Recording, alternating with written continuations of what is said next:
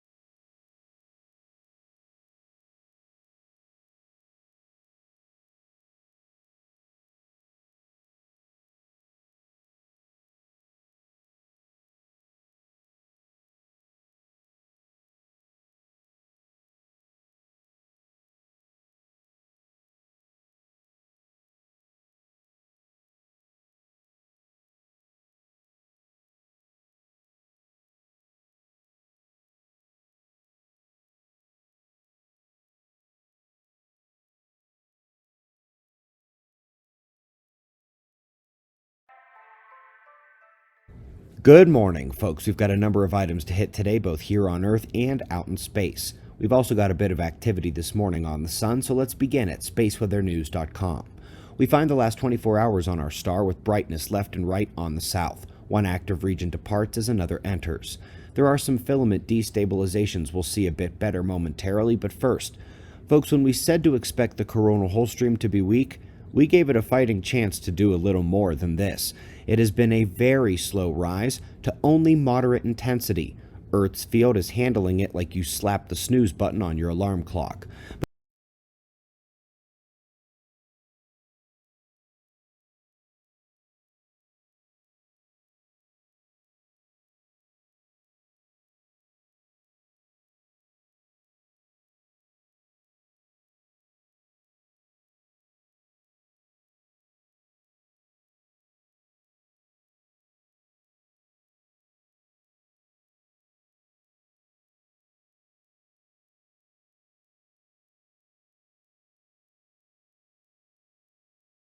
Ladies and gentlemen, I held off on this morning's space weather report because the data was actually lacking and was really old. But believe it or not, there is no data missing throughout the night, which is almost incredible upon itself. Around noon UTC time, 12:30 UTC time, about noon UTC time, we see a huge solar flare and coronal mass ejection out of a sunspot group on the sun's left limb, northern hemisphere. Now, this is a sunspot group that is actually being watched by NASA and astrologists, and they believe it to be very dangerous. This might be the same sunspot that is responsible for several other flares that we saw leave the left side of the sun, but have not been directly Earth-facing. This sunspot group will be coming around very shortly. We're going to take a look at this on LASCO C2 and see if we can get any more up-to-date information or a better look at this. Ladies and gentlemen, we're going to have to definitely call this a better look at what's gone down.